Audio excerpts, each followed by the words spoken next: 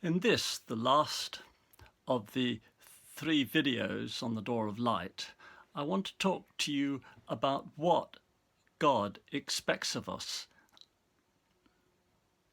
Many people ask, what shall I do to prepare for ascension?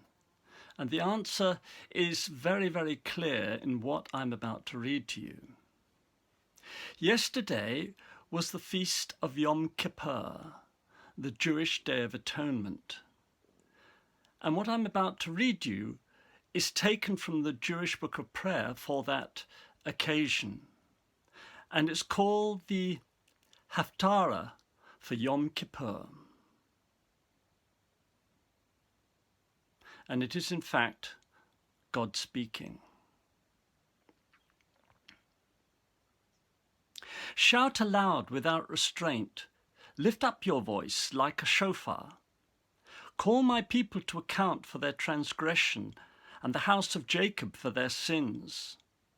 Day after day they claim to search for me, to seek to know my ways, as though they were a nation that acted fairly and not forsaken my justice. They ask me for righteous laws and claim to delight in approaching the divine. Why do we fast if you don't see it? Why mortify ourselves if you don't pay attention? Because on your fast day you serve your own interests and dwell on your own worries. To quarrel and subjugate you fast, to strike cruel fist blows. Such a fast will not carry your voice to heaven. Is this to be the fast I desire? A day mortifying yourselves, bowing your heads like bulrushes and wearing sackcloth and ashes? Is this what you call a fast, the day God asks for? This is the fast I have chosen. To loose the fetters of injustice, to free the oppressed, to snap every yoke. Is it not sharing your food with the hungry? Taking the homeless into your house? Clothing the naked?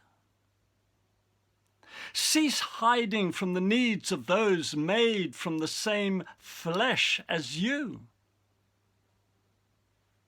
Then your light will break forth like dawn. Soon you will grow healthy like a wound newly healed. Your own righteousness shall be your vanguard, and the glory of God your rear guard. Then, if you call, God will answer. If you cry to me, I will say, here I am. If you stop perverting justice, pointing the accusing finger, and stop laying false charges, if you feed the hungry from your own plenty and satisfy the needs of the wretched, then your light will dawn out of darkness, and your dusk will be like noonday. Then God will always be your guide. Your soul will be refreshed in the shimmering heat, and your body made strong. You will be like a well-watered garden, like a spring whose waters never fail. Your own kindred will restore the ancient ruins, and you will rebuild your ancestral foundations. You will be called rebuilder of broken walls, restorer of houses in ruins. If you cease to tread the Shabbat underfoot and keep my holy day free from your own affairs, if you make Shabbat a celebration in honor of holiness, if you honor it by not plying your own trade on it, not seeking profit, nor attending to your own affairs. Then you will find your joy in God. I will set you riding on the heights of the earth, and your ancestors' inheritance will be yours to enjoy.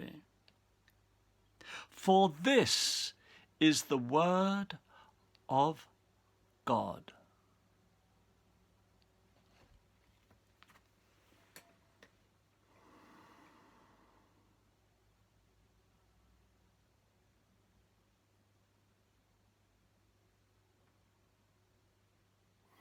What I would like to do now is go through that tract again, section by section, so that we can really meditate on each section and take those incredible words to heart, because I was profoundly moved when I read that lesson. I'm not Jewish myself. My father was circumcised Jewish, but I'm not a member of that faith. But I do love to keep Yom Kippur with my partner who's Jewish. And we did the Yom Kippur ceremony yesterday on the Zoom with the Exeter Synagogue. And when they read this, when we went through this particular text, I was just blown away. It was so clear that the message couldn't be clearer what is asked of us. In this day and age when so many people are homeless, it's like how many of us are welcoming the homeless into our homes. How many of us are contributing to the food banks. So many people are going to food banks. And those that do go to food banks, and if you find yourself having to go to a food bank, they provide the opportunity for the rest of us to actually fulfill the word of God, which is to provide food for the hungry. When we give our clothes to the charity shop, that's helping to clothe the naked, as it were, people who can't afford to buy new clothes. So it's very clear what we're being asked to do in the text is to care for one another. It's so clear in this Jewish text of what God is asking of his faithful.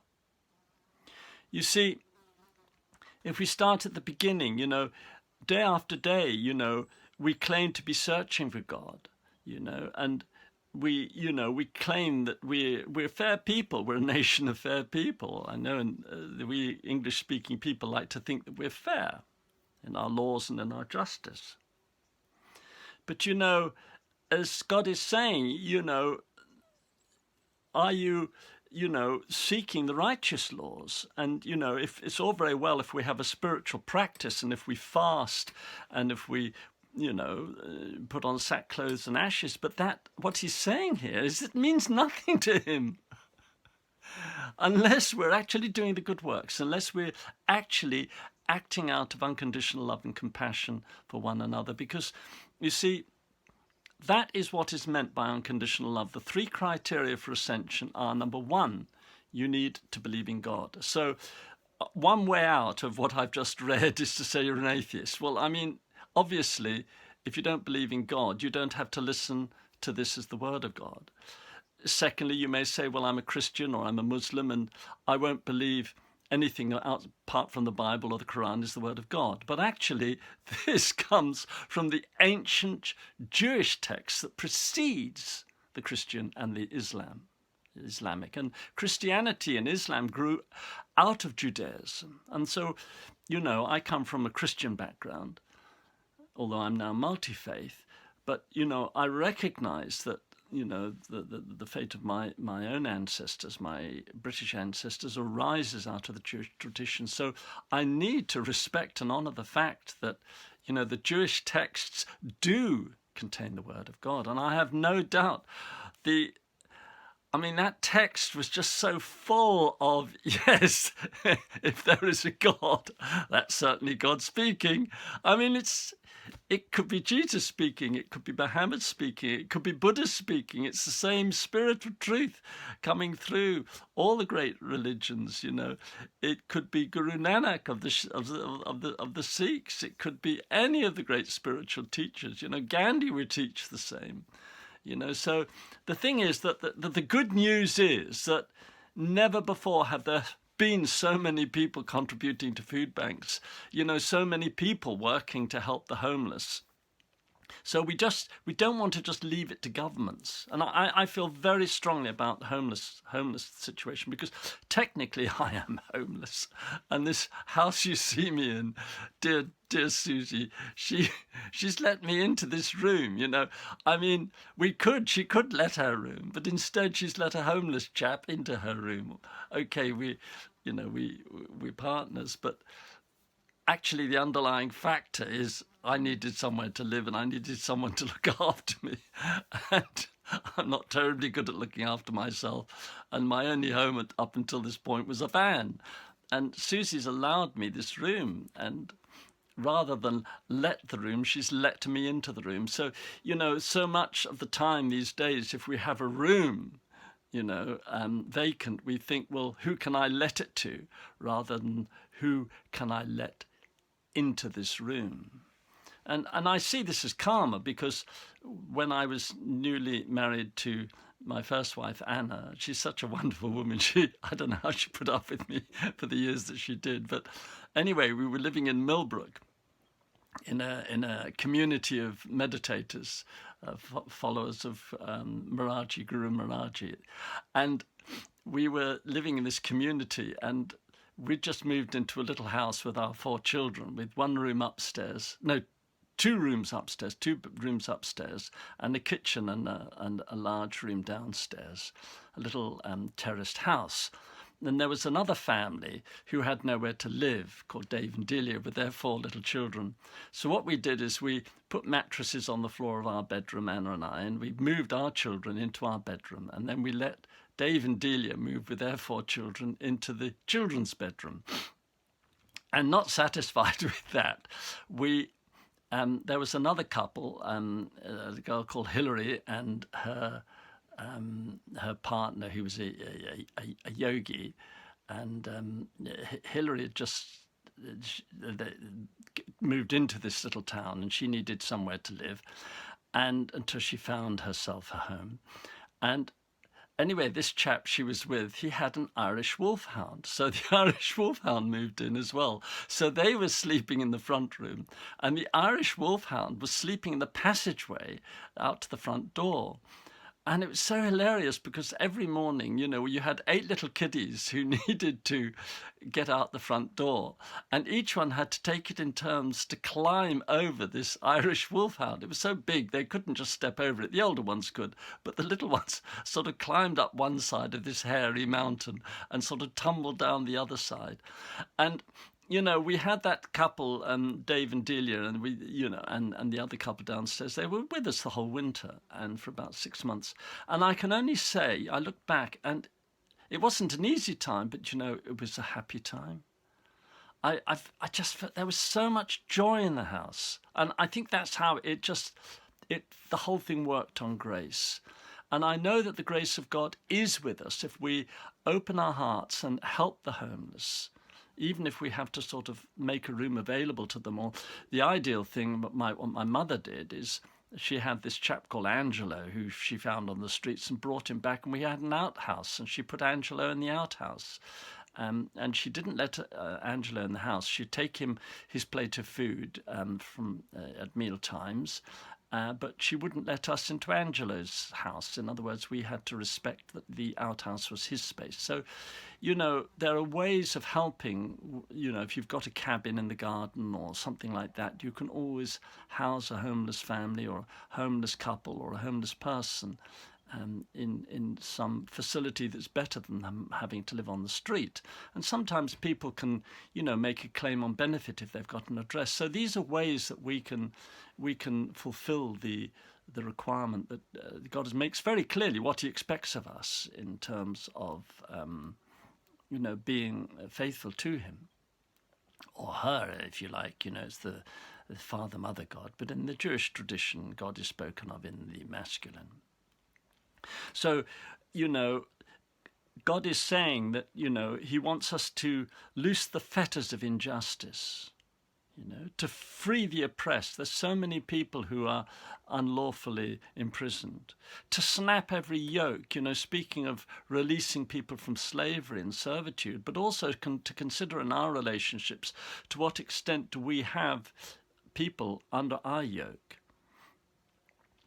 It's sharing our food with the hungry. This is so important that we actually help people who are hungry.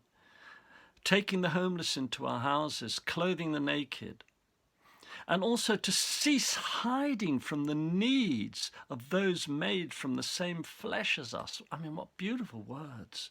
Cease hiding from the needs of those made from the same flesh as you.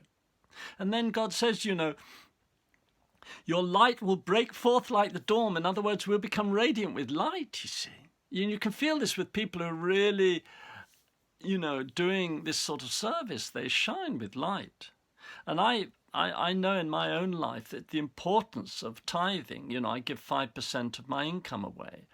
And, if you can find someone who does need a bit of financial support, 10% was the old Jewish idea, giving 10% to the poor. I found that too difficult, but I can manage 5% of my pension. What in the Islamic tradition, they say that if you do not give 2% of your income to the poor, you're a thief, because actually you're robbing the poor. In the Islamic tradition, they say that, this is in the Quran, that 2% of your income, whatever comes to you, rightfully belongs to others who are in greater need than ourselves. So this whole thing of tithing is really important. And in terms of my other talking about this coronal mass ejection, that will wipe out electricity and wipe out the internet, we have to be really clear that all of our money, all of our investments are actually tied up in electronic transitions. And time is running out on the opportunity for us to give to the poor, because the poor are our greatest asset. They're the source of our wealth. Because, like Jesus said, don't set up your treasures in heaven where the moth and the rust can get, the treasures on earth. Don't set up your treasures on earth where the rust and the moth can get at them. Rather, set up your treasures in heaven. And as we give to the poor and help the needy, we're actually building up our treasure in heaven. In the Indian tradition, it's called tapas, spiritual value. It's like a spiritual currency. In the Thai tradition, the Thai language, it's called barami, which is, building up your treasures in heaven. And in the Western Christian, Judaic, Islamic tradition, it's called grace. So, we need to seize this opportunity to share what we have with others, because the time is coming, when our abundance will be gone, when we will be the ones that are hungry, seeking need from others. Because when the coronal mass ejection comes, if we're not involved in this early ascension wave, then there'll be a period of time when we will be in great need, and we will be needing the help of others, and relying on others to feed us and house us and clothe us and help us in a time of great distress. So it's important that we do whatever we can now, whilst we have abundance, to share that abundance with others. And this is the whole teaching. It's like God is saying, in other texts I've read, that, if I give you everything, everything goes back to source. If everything we have ultimately comes from the divine. And if the divine gives us, if life gives us everything that we have, that we treasure, that we own, isn't it just right that we share some of that with others? That we don't just keep it all to ourselves?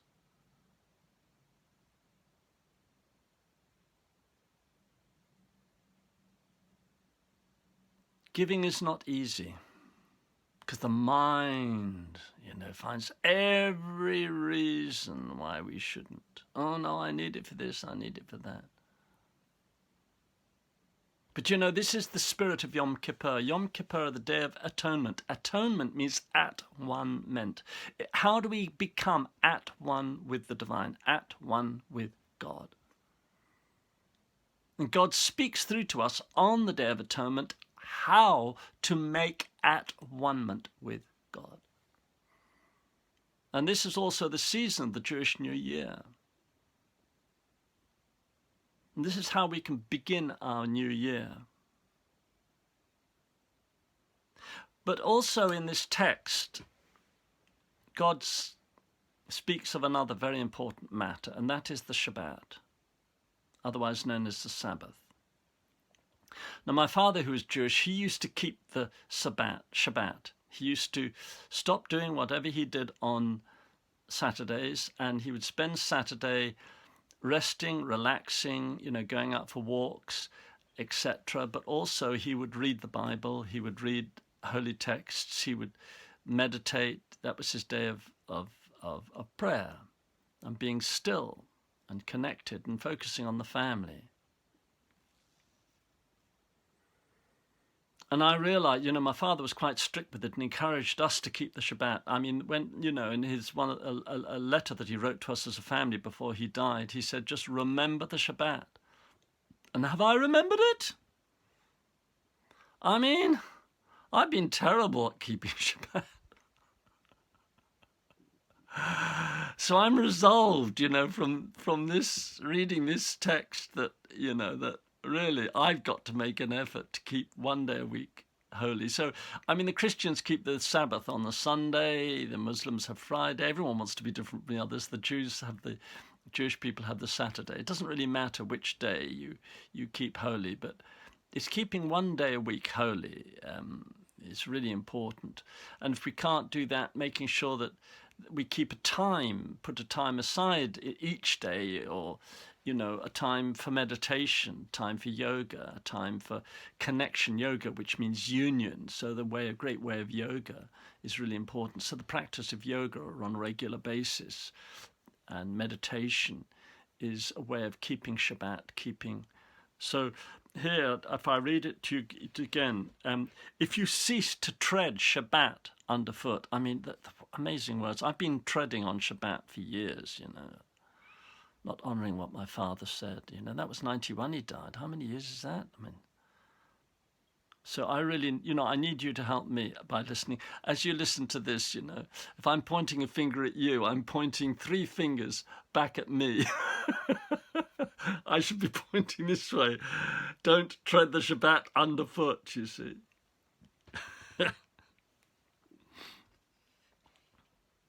If you keep my holy day free from your own affairs. So that's what he's asking us, not to pursue our own affairs one day a week on the holy day. If you make Shabbat a celebration, so he doesn't want it to be a day of, misery. Oh my God, I can't get on with my computer, I can't do Facebook or whatever it is that we pursue our own affairs. I've got to switch off the computer and switch off the mobile phone or what have you, but rather to be happy, to celebrate, because it is a day of rejoicing, a day of joy, because there's so much joy to be had, like from meditation. I've just come out of meditation, and it's such a joy to be going into that sacred space and just really connecting, making time to connect with the divine. And that's what Shabbat is all about, is making time to connect with the divine, to put our own thoughts, our own affairs aside, and just give ourselves to the divine.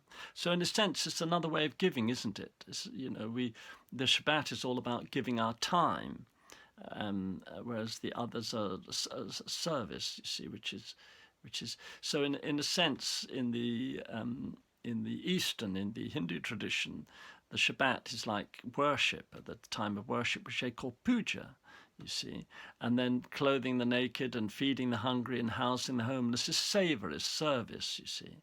But we can also perform service or savor on the Shabbat, on the holy day. So you could, if you like, devote a day to doing good works as your giving yourself to the divine.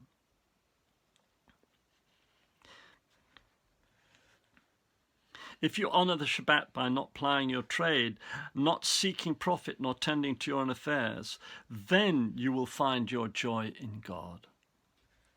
I will set you riding on the heights of the earth, and your ancestors' inheritance will be yours to enjoy. For this is the word of God. So I thank you for listening to this session. I wish you a happy and a joyful time. And, you know, it's lovely if we all come together in this annual feast of Yom Kippur, of atonement, renewal. The whole idea is a time of renewal. So this is the season of renewal. It's the September, it's the time of harvest, it's the end of the summer, the time of change, the time of transition, and a time where we begin to go inwards into the divine, to connect to the divine as we go into the more dormant state of the winter.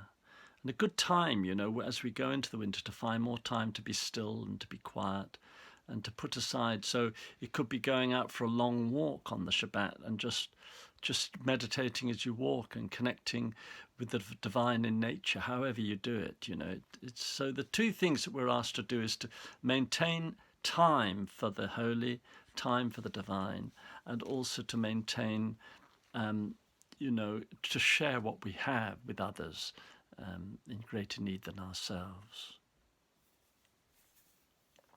So thank you for listening, and the next series that I'm going to be doing are going to be music and meditation by the fireside. I'm going to be conducting meditation, and I want to sing songs, and then maybe we meditate on the words of the songs and have a discussion like this on the words of the songs. So I hope to be maintaining a steady stream of inspiration, upliftment, music, and so I do encourage you to keep in touch with my YouTube channel. Maybe subscribe to the YouTube channel so that you get the regular notifications of what's coming up. And so have a wonderful day and have a wonderful time until we meet again. So farewell, and may God be with you.